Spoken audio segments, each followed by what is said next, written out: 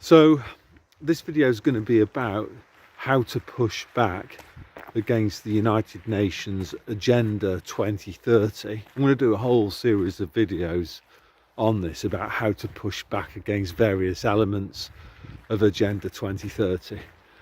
Today I'm going to look at transportation. So what they're after is to get us living in 15-minute cities by restricting our access to vehicles that we alone control, that are fully autonomous. So how they intending to do this? Well, obviously one way is by trying as hard as they can to get people to switch away from petrol and diesel cars towards electric cars.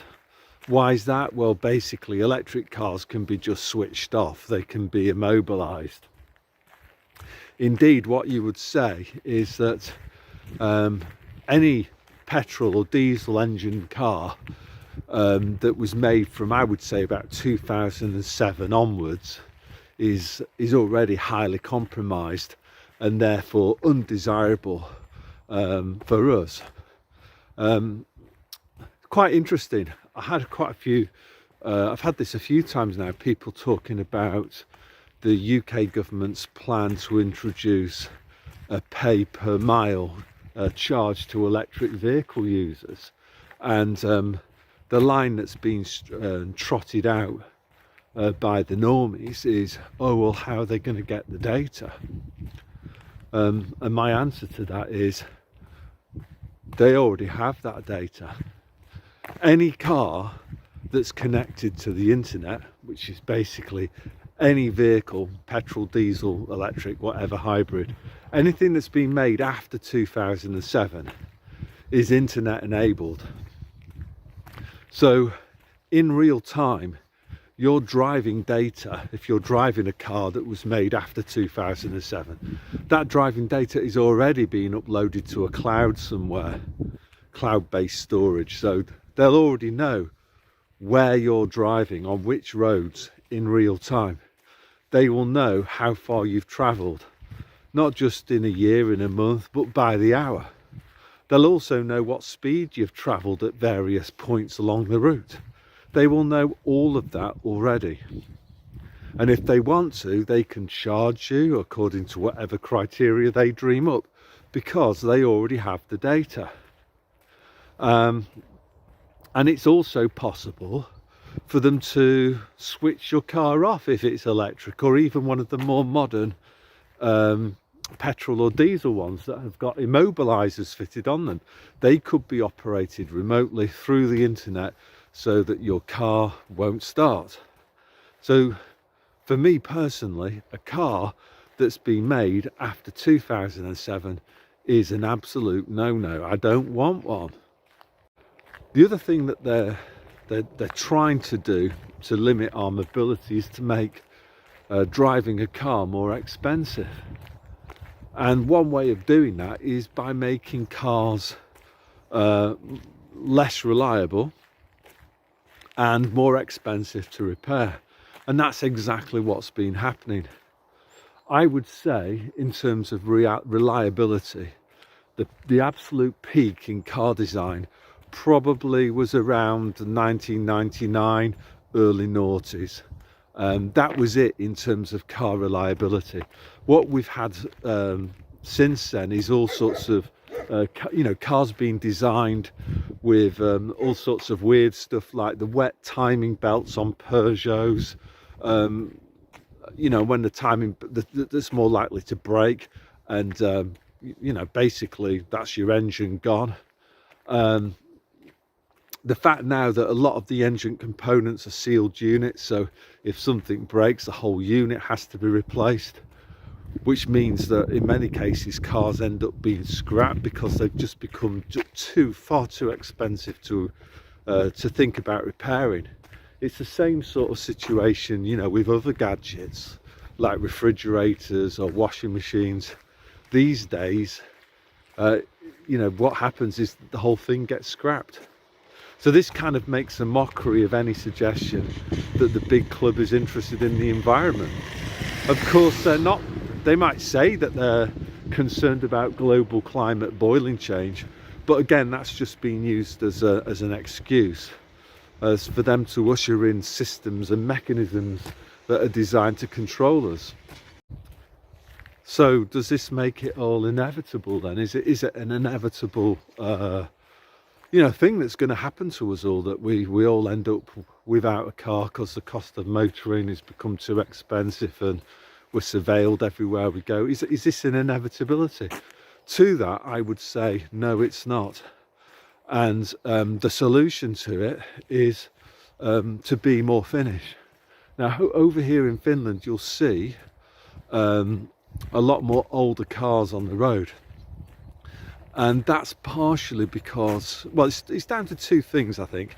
First of all, Finns, they're not kind of so ego, social class, status, anxiety. So they're not bothered about driving around in an old car. What they'll go for is function and performance.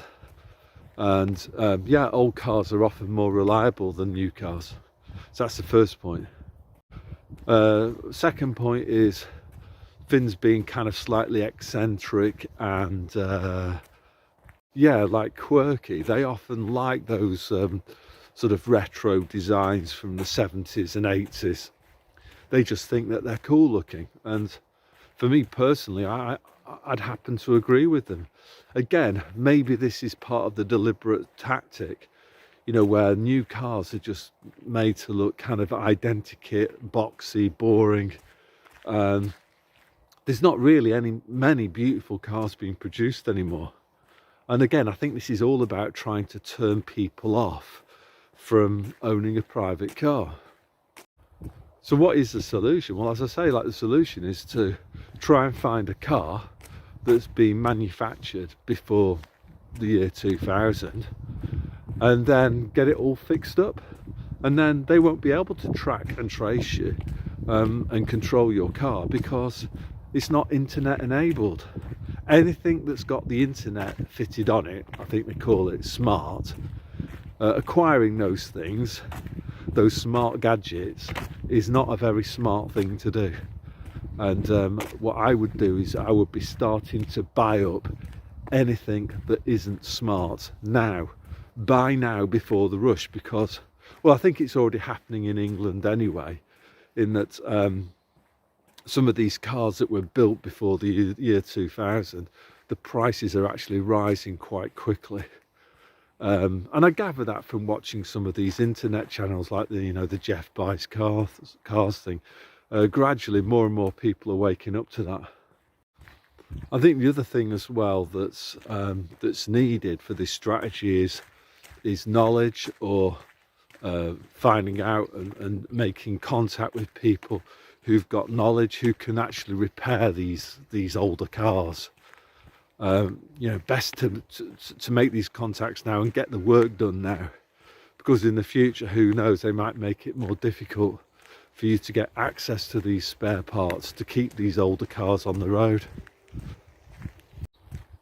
So what I'm going to do now is I'll just show you some examples of some of the classic cars, super reliable cars that can be seen on the roads in Finland. The other thing as well actually is that quite a lot of Finns, especially in the countryside, there's no parking charges anywhere.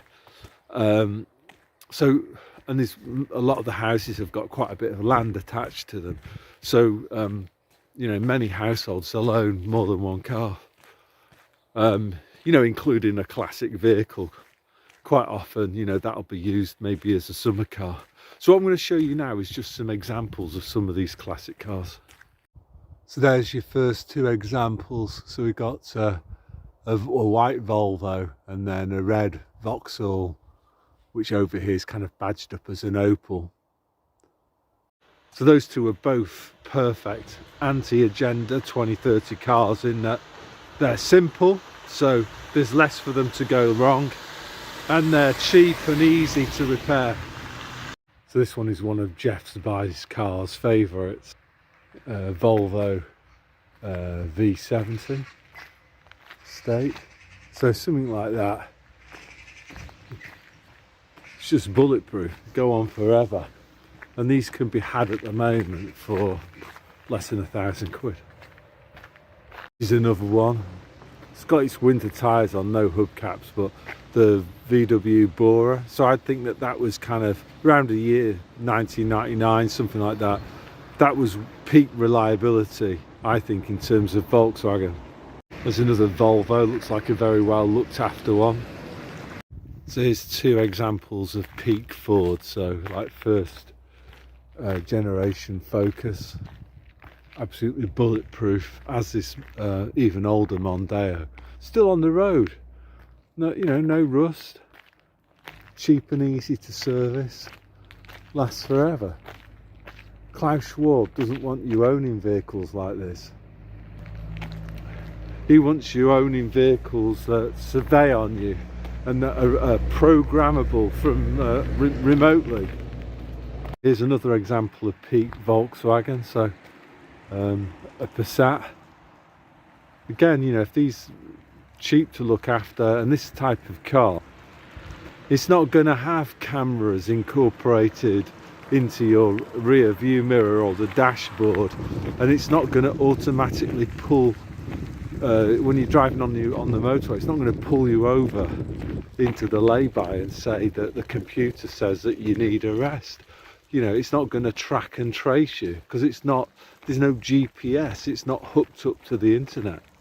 Here's another stonker, a Volvo 440 GL, absolutely bulletproof, and I would say way more stylish. Something like this horrible boxy Kia. You know, that one will have all the cameras in it, it'll be GPS'd up, all your data real time will be uploaded to the cloud. So that one, it'll have remote switches, it'll, you know, it could maybe in some point in the future bust you for going over the speed limit just from the data that the onboard computer uploads to the cloud. Whereas that won't. Or this one, this Peugeot 406. Again, I think what's quite interesting for me as a Brit is just to sort of think about the difference in mindset between England and Finland. That I think Brits, that they are more concerned about social status, and they'll pay a price premium to try to kind of influence others by driving around in a swanky, nearly new car, as in the case with Steve. I've always thought that that's like a little bit sad, you know. Even sadder than buying a brand new car and boasting about that. That I can kind of understand. I don't agree with it, but I can kind of understand that a little bit more than blowing money buying a sequence of 3-year-old cars and keeping them for another 3 years and then flogging them and then rinse, lather and repeat. You know, that just seems to be a really easy way to blow an awful lot of money, because these days 3-year-old cars are going to have all of those gadgets on, they're going to have all the computer connectivity, which for me is going to ensure that you know, you're going to be participating in Agenda 2030 because you've made the choice of buying and using an Agenda 2030 compliant vehicle. And what I'm seeing here in Finland is that a lot of Finns have kind of, they're rejecting that approach. They don't mind driving around in an older car because they're kind of, I don't know, it's a bit more, it's like intelligence versus ego, isn't it? You know, the Finns go with the more intelligent approach, which is I can buy a car that's cheaper and more reliable and cheaper and easier to fix. So, you know, and it looks better. It's a bit, it has some individuality attached to it. And for me, this is the classic example. It looks like it's a summer car, but yeah, somebody buying something old. What's this? It's an old Fiat, and somebody's like pimped it up. I've just taken a selfie, me in that car, and I'll use that as a thumbnail for this video. So yeah, I hope you've enjoyed watching this, and like many things, I think now is the time to get ready for non-compliance. Now I know there will be some people saying, oh yeah, well what if they start taxing older vehicles more heavily? Yeah, I get that point, but I think at least by buying an older vehicle they won't be able to track and trace you, and I think for me that's the greater of these evils here. Having to pay a bit more, well that might be hard to avoid. You know, to do that legally, it might be hard to avoid. I think the tracking thing though, you can definitely avoid that by buying an older car, and that's my strategy. My car was made in 1999. So that's all I want to say today. So God bless.